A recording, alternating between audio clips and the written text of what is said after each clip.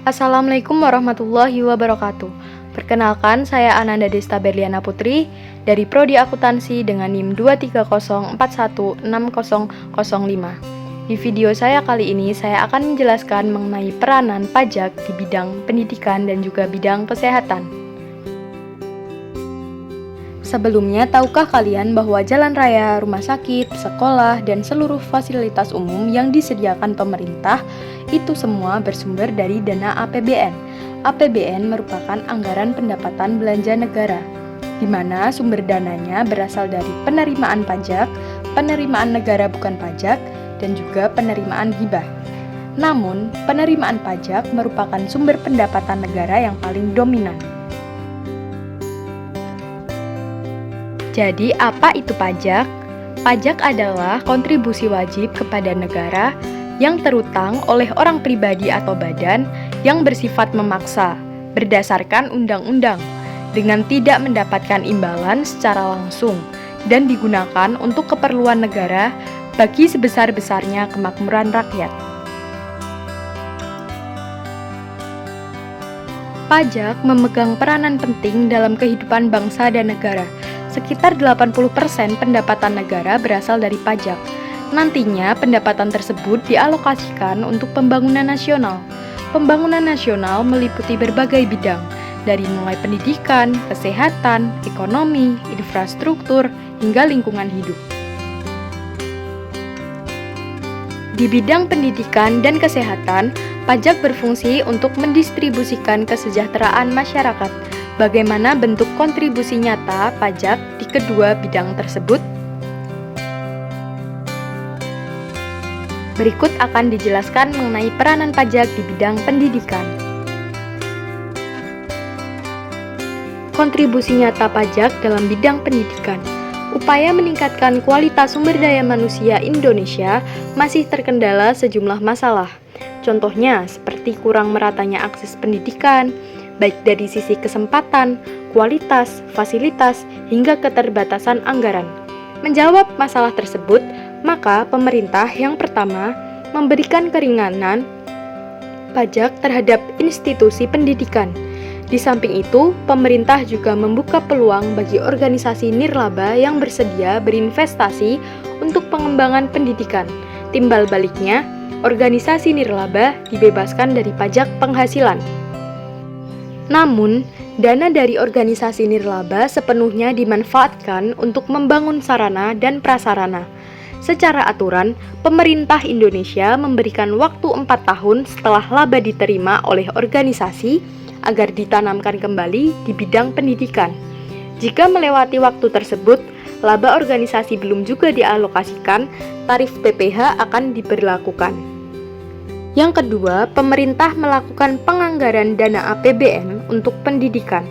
Dana pendidikan yang ditransfer ke daerah dan desa dikelompokkan menjadi 3, yaitu dana alokasi umum atau DAU, dana transfer khusus atau DTK, dan otonomi khusus atau OTSUS.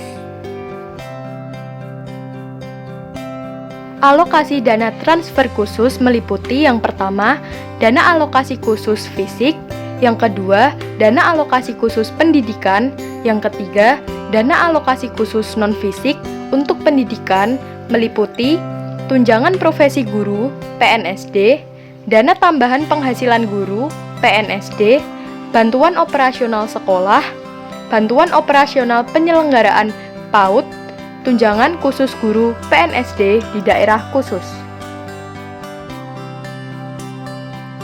Dana APBN khusus pendidikan juga digunakan untuk pembangunan sarana dan prasarana pendidikan di berbagai daerah.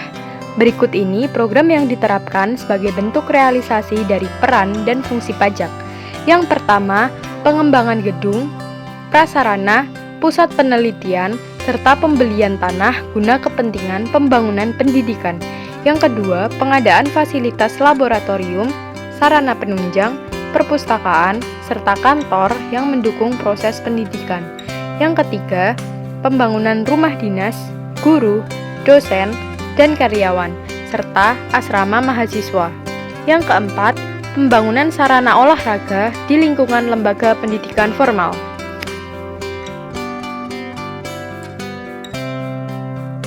Selanjutnya kita akan membahas peranan pajak di bidang kesehatan. Kontribusi nyata pajak di bidang kesehatan. Kontribusi nyata pajak di bidang kesehatan bisa dilihat dari komitmen pemerintah mengalokasikan anggaran. Tujuan alokasi dana kesehatan tersebut yaitu yang pertama, mendukung pengadaan jaminan kesehatan nasional atau JKN. Yang kedua, meningkatkan kualitas dan jumlah layanan kesehatan. Dan yang ketiga, menyelenggarakan program kesehatan promotif preventif. Sebagai bentuk nyata kontribusi pajak melalui APBN pemerintah memprioritaskan 3 program utama di bidang kesehatan, yaitu yang pertama, program peningkatan kesehatan ibu dan anak, terdiri dari kualitas pelayanan kesehatan, perbaikan gizi, peningkatan akses layanan. Yang kedua, pencegahan dan penanggulangan penyakit, meliputi menyediakan vaksin dan imunisasi, melakukan deteksi dini penyakit yang tidak menular, menyediakan unit pengendalian dan penanggulangan penyakit menular.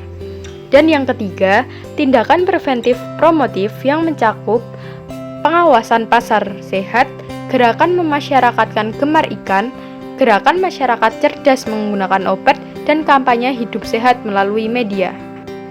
Peran nyata pajak di bidang kesehatan juga bisa dinilai dari terlaksananya program BPJS, Badan Penyelenggara Jaminan Sosial Kesehatan. Dari penjelasan tadi dapat kita simpulkan bahwa peran pajak sangat penting di berbagai bidang, terutama bidang pendidikan dan bidang kesehatan. Kita dan seluruh generasi emas bangsa Indonesia adalah insan-insan yang akan menjadi tonggak pembangunan bangsa ini. Dengan menyadari pentingnya pajak, maka kita sebagai generasi bangsa Indonesia bisa mampu membangun bangsa Indonesia dengan turut serta menjadi pahlawan bagi negeri ini melalui pajak. Sekian penjelasan yang dapat saya sampaikan, semoga bermanfaat. Terima kasih. Wassalamualaikum warahmatullahi wabarakatuh.